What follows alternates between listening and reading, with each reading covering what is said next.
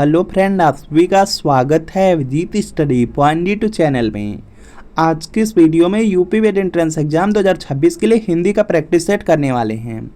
तो वीडियो को शुरू से लेकर अंत तक देखिएगा। चैनल पर नए हैं, चैनल को सब्सक्राइब कर लीजिएगा। पीडीएफ के लिए Abhijeet study point Telegram channel को ज्वाइन कर लीजिएगा।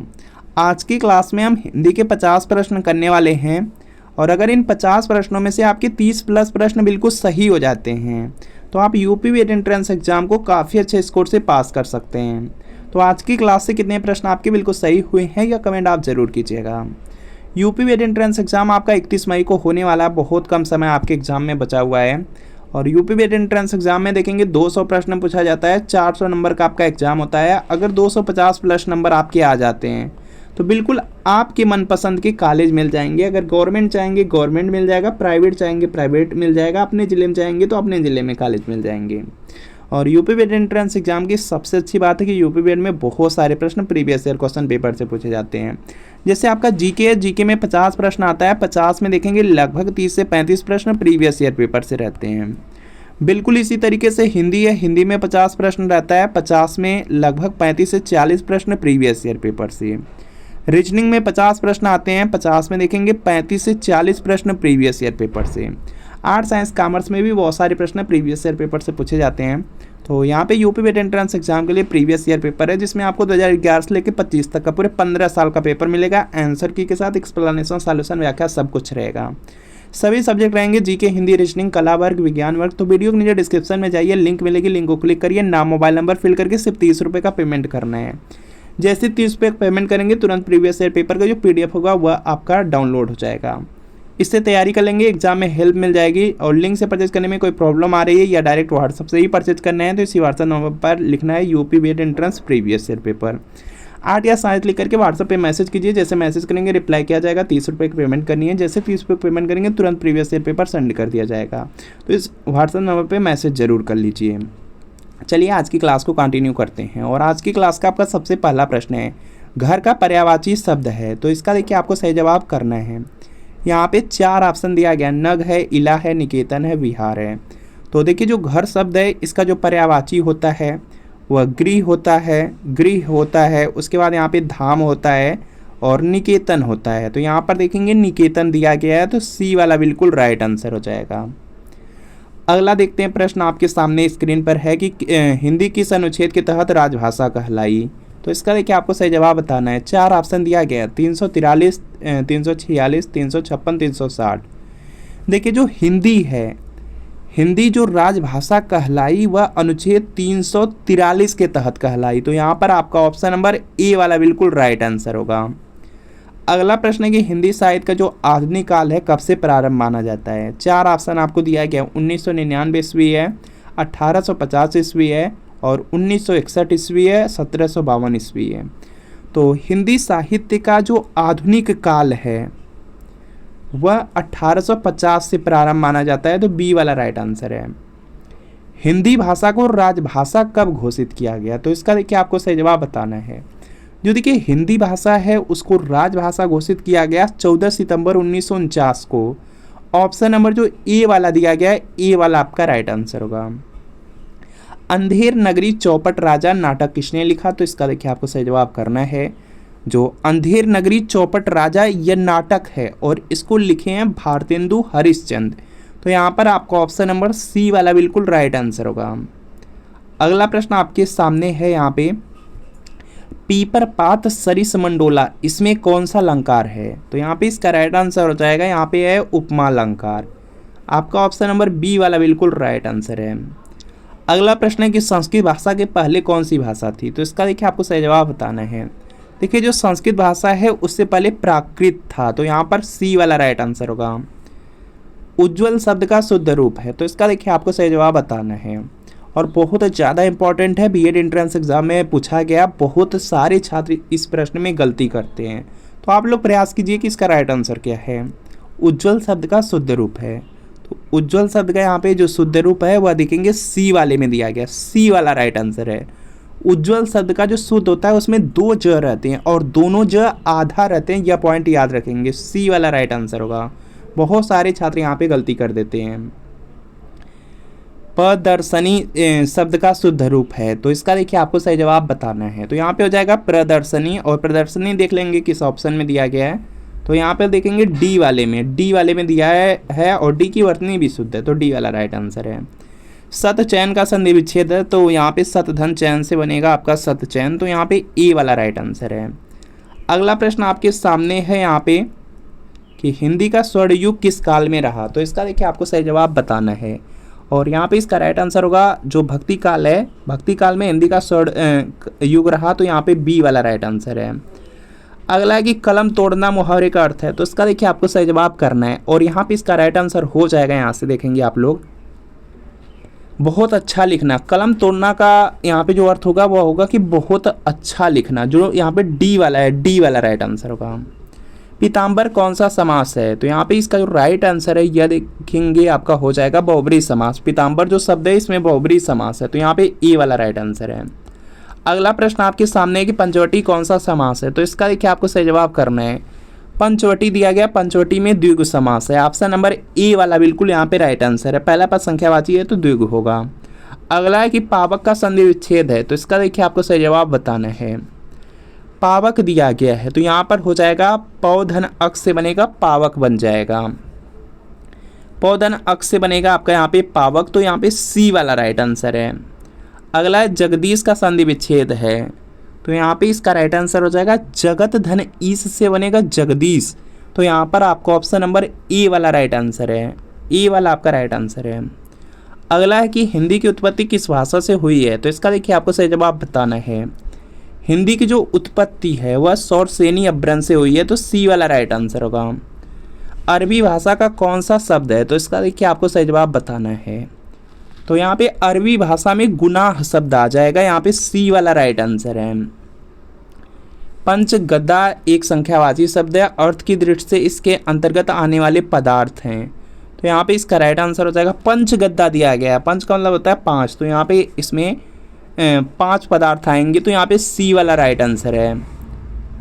हाथ का मैल मुहावरे का अर्थ है, तो इसका देखिए आपको सही जवाब करना है, और यहाँ पे इसका राइट आंसर हो जाएगा तुच्छ वस्तु। हाथ का मैल का मतलब हो जाएगा बहुत यहाँ पे तुच्छ वस्तु, बहुत छोटी कोई चीज़ हो, तो यहाँ पे क्या होगा बी वाला बिल्कुल राइट आंसर है। अगला साकेत के रचनाकार कौन है, तो यहाँ पे इसका राइट आंसर हो जाएगा मैथिली शरण गुप्त जी हैं, यहाँ पे बी वाला राइट आंसर है। अगला प्रश्न आपके सामने है कि सरस्वती पत्रिका के संपादक कौन थे, तो यहाँ पे इसका राइट आंसर है यह देखेंगे हो जाएंगे Mahavir Prasad Dwivedi, option number B वाला राइट आंसर है। अगला प्रश्न आपके सामने है कि ढिढोरा पीटना मुहावरे का अर्थ है, तो इसका देखिए आपको सही जवाब करना है, तो यहाँ पे इसका राइट आंसर हो जाएगा बातों को प्रचारित करना, हो जाएगा ऑप्शन नंबर जो डी वाला है, डी वाला आपका राइट आंसर होगा। अगला प्रश्न है कि अंगुली में यहाँ पे आटा गीला करना मुहावरे का अर्थ है, तो इसका देखिए आपको सही जवाब करना है, और यहाँ पर इसका जो राइट आंसर है यह हो जाएगा व्यर्थ का काम करना, ऑप्शन नंबर यहाँ पे डी वाला राइट आंसर है। अगला प्रश्न है हाथ मलना मुहावरे का अर्थ है, तो इसका अर्थ हो जाएगा यहाँ से पछताना। हाथ मलना जो मुहावरा है इसका अर्थ हो जाएगा कि पछताना, ऑप्शन नंबर बी वाला राइट आंसर है। अगला दानवीर कौन सा समास है, तो इसका देखिए आपको सही जवाब करना है, और यहाँ पे इसका राइट आंसर होगा अव्ययी भाव समास हो जाएगा, बी वाला बिल्कुल राइट आंसर है। अगला प्रश्न है निम्न में से कौन सा शब्द शुद्ध है, तो इसका देखिए आपको सही जवाब करना है, और यहाँ पे इसका राइट आंसर होगा आयोजित शब्द। जो आयोजित शब्द सी वाले में दिया गया, सी वाले की वर्तनी शुद्ध है, तो सी वाला राइट आंसर होगा। कल्पना का विपरीतार्थक शब्द कौन सा है, तो यहाँ पे इसका जो राइट आंसर है यह देखेंगे हो जाएगा यथार्थ हो जाएगा, ऑप्शन नंबर यहाँ पे ए वाला राइट आंसर है। तरी का पर्यायवाची शब्द कौन सा है, तो यहाँ पे इसका जो राइट आंसर है यह हो जाएगा नौका हो जाएगा।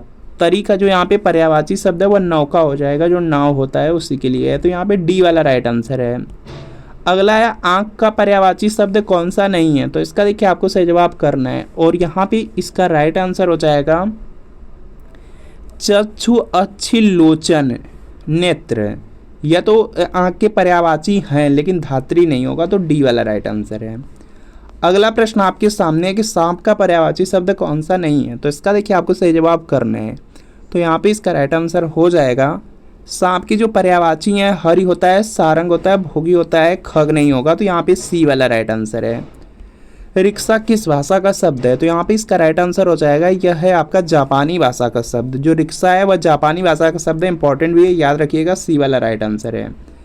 आस्तिक का संक्षिप्तीकरण है, तो यहाँ पे इसका जो राइट आंसर है यह देखेंगे हो जाएगा यहाँ से ईश्वर के प्रति यहाँ पे आस्थावान हो जाएगा। तो यहाँ पर बी वाला राइट आंसर है।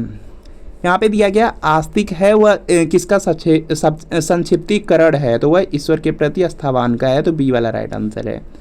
अगला है निम्नलिखित में से स्पर्श व्यंजन कौन सा है? तो इसका देखिए आपको सही जवाब बताना है और यहाँ पे इसका राइट आंसर हो जाएगा, देखिए क से ले करके पूरा यहाँ पे जो म होता है वहाँ तक के उसके बीच में जो भी अक्षर आएंगे क और म को शामिल करते हुए वह सब आपके स्पर्श व्यंजन है, तो उसी के बीच में आपका छ आ जाएगा। तो यहाँ पे डी वाला राइट आंसर होगा, यह भी स्पर्श व्यंजन होगा। स्पर्श या स्पर्शी व्यंजन सेम है और इनकी संख्या 25 है। अगर क से लेकर के म तक काउंट करेंगे तो टोटल 25 आएंगे। अगला प्रश्न आपके सामने है कि निम्नलिखित में से कौन सा तत्सम शब्द है? तो इसका देखिए आपको सही जवाब करना है और यहाँ पे इसका राइट आंसर होगा आम्र शब्द हो जाएगा। जो आम्र शब्द है यह तत्सम शब्द है। आम का जो तत्सम होता है वह होता है आम्र, तो यहाँ पे ए वाला राइट आंसर होगा। अगला प्रश्न आपके सामने है कि निम्नलिखित में से कौन सा तद्भव शब्द है? तो यहाँ पे इसका जो राइट आंसर है यह देखेंगे हो जाएगा यहाँ से, यहाँ पे सब के सब यहाँ पे तद्भव शब्द ही हैं, तो यहाँ पर हो जाएगा आपका डी वाला राइट आंसर होगा। यहाँ पे डी वाला बिल्कुल यहाँ पे क्या होगा, राइट आंसर हो जाएगा।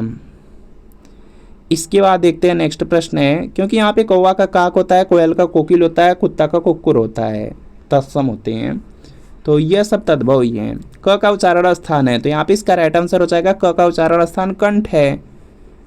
क वर्ग में जितने भी वर्ण हैं सभी का उच्चारण स्थान कंठ ही होता है। उसके बाद यहाँ पे च वर्ग होता है, च वर्ग का उच्चारण स्थान तालु है। उसके बाद यहाँ पे कंठ हो गया, उसके बाद तालु हो गया, उसके बाद यहाँ पे आता है मूर्धा। मूर्धा में ट वर्ग आता है। ट वर्ग में जितने वर्ण हैं सबका उच्चारण स्थान मूर्धा है या मूर्धन्य है। उसके बाद त वर्ग है, त वर्ग में जितने भी वर्ण हैं सभी का उच्चारण स्थान दंत है। और इसके बाद आता है प वर्ग, प वर्ग का उच्चारण स्थान ओष्ठ है।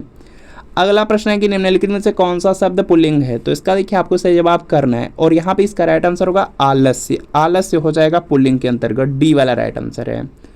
अगला प्रश्न है कि निम्नलिखित में से कौन सा शब्द स्त्रीलिंग है? तो इसका देखिए आपको सही जवाब करना है और यहाँ पे इसका राइट आंसर होगा गिलहरी। जो गिलहरी दिया गया यही स्त्रीलिंग शब्द है, तो डी वाला राइट आंसर है। छतरी शब्द में प्रत्यय है, तो इसका देखिए आपको सही जवाब बताना है और यहाँ पे इसका जो राइट आंसर है यह हो जाएगा आपका यहाँ पे ई प्रत्यय होगा और जो ई सही लिखा गया वह बी में है, क्योंकि यहाँ पे एक ही जगह मिल रहा है, तो बी वाला राइट आंसर है। अगला प्रश्न आपके सामने है कि ज्ञानवंत शब्द में प्रत्यय है, तो यहाँ पे इसका जो राइट आंसर है यह हो जाएगा, इसमें वंत प्रत्यय है क्योंकि प्रत्यय लास्ट में लगे होते हैं शब्दों के, तो यहाँ पे डी वाला राइट आंसर है। कनक का कौन सा अर्थ नहीं है? तो इसका देखिए आपको सही जवाब बताना है। कनक का अर्थ होता है सोना धतुरा, आप दो जानते होंगे। यहाँ पे नागेश्वर भी होता है, चंद्रमा नहीं होगा, तो ए वाला राइट आंसर है। अगला प्रश्न है कि चुनाव में नेता लोग पानी की तरह रुपया बहाते हैं, इस वाक्य में पानी का क्या अर्थ है? तो यहाँ पे इसका राइट आंसर हो जाएगा व्यर्थ हो जाएगा।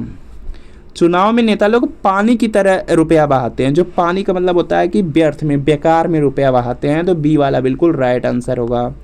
अगला देखेंगे यहाँ पे प्रश्न है कि आप भले आए, इस वाक्य में भले क्या है? तो यहाँ पे इसका राइट आंसर हो जाएगा, यह हो जाएगा क्रिया विशेषण हो जाएगा, डी वाला राइट आंसर है।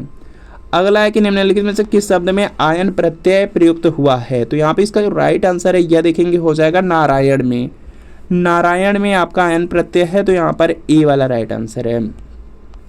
अगला प्रश्न है कि किस लोकोक्ति का अर्थ वैभव क्षणिक होगा? तो यहाँ पे इसका जो राइट आंसर है यह हो जाएगा 4 दिन की चांदनी फिर अंधेरी रात, इसी को बोलते हैं वैभव क्षणिक, बहुत कम समय के लिए कोई सुख, तो यहाँ पे डी वाला राइट आंसर है। अगला है 5-7 की लकड़ी एक जने का बोझ, लोकोक्ति का अर्थ है, तो यहाँ पे इसका राइट आंसर हो जाएगा मिलकर काम करने से कठिन कार्य भी सरल हो जाता है, तो यहाँ पे डी वाला राइट आंसर है। अगला प्रश्न आपके सामने है कि काव्य में कितने रस माने जाते हैं? तो यहाँ पे इसका राइट आंसर हो जाएगा काव्य में आपके यहाँ पे टोटल यहाँ पे हो जाएंगे 9 हो जाएंगे। ऑप्शन नंबर यहाँ पे सी वाला बिल्कुल राइट आंसर हो जाएगा। अगला प्रश्न है मैला आंचल किसका उपन्यास है? तो यहाँ पे इसका राइट आंसर हो जाएगा फणीश्वर नाथ रेणु, यह बीएड में पूछा गया था, तो यहाँ पे बी वाला बिल्कुल राइट आंसर है। अगला अंग्रेजी शब्द जो ड्राफ्टिंग है, ड्राफ्टिंग का भारत सरकार द्वारा यहाँ पे दिया गया स्वीकृत हिंदी अनुवाद होगा, तो यहाँ पे इसका राइट आंसर हो जाएगा यहाँ से प्रारूपण होता है, ड्राफ्टिंग का मतलब होता है प्रारूपण। तो देख लेंगे यहाँ पे डी वाले में प्रारूपण है, तो डी वाला राइट आंसर है। तो फ्रेंड आपको बताना है कि इन 50 प्रश्नों में कितने प्रश्न आपके बिल्कुल सही हुए, या कमेंट कर दीजिएगा। और यूपी वेट एंट्रेंस एग्जाम की तैयारी कर रहे हैं तो यूपी वेट एंट्रेंस एग्जाम के लिए प्रीवियस ईयर पेपर जरूर ले लीजिए। यहाँ पे प्रीवियस ईयर पेपर आपको मिल रहा है 15 साल का 2011 से लेकर 25 तक का, सिर्फ 30 रुपये में मिल रहा है। तो वीडियो के नीचे डिस्क्रिप्शन में जाइए, लिंक को क्लिक कीजिए, नाम मोबाइल नंबर फिल करके इसको परचेज कर लीजिए। बाकी लिंक से परचेज करने में कोई प्रॉब्लम आ रही है या व्हाट्सअप से परचेज करना है तो इसी व्हाट्सअप नंबर पर लिखना है UP vet entrance previous year paper art या साइन लिख करके व्हाट्सअप पे मैसेज कर दीजिए। और जैसे मैसेज करेंगे रिप्लाई कर दिया जाएगा। 30 रुपये की पेमेंट करनी है, जैसे पेमेंट करेंगे तुरंत प्रीवियस ईयर पेपर सेंड कर दिया जाएगा। तो इस व्हाट्सएप नंबर पर मैसेज जरूर कर लीजिए। मिलते हैं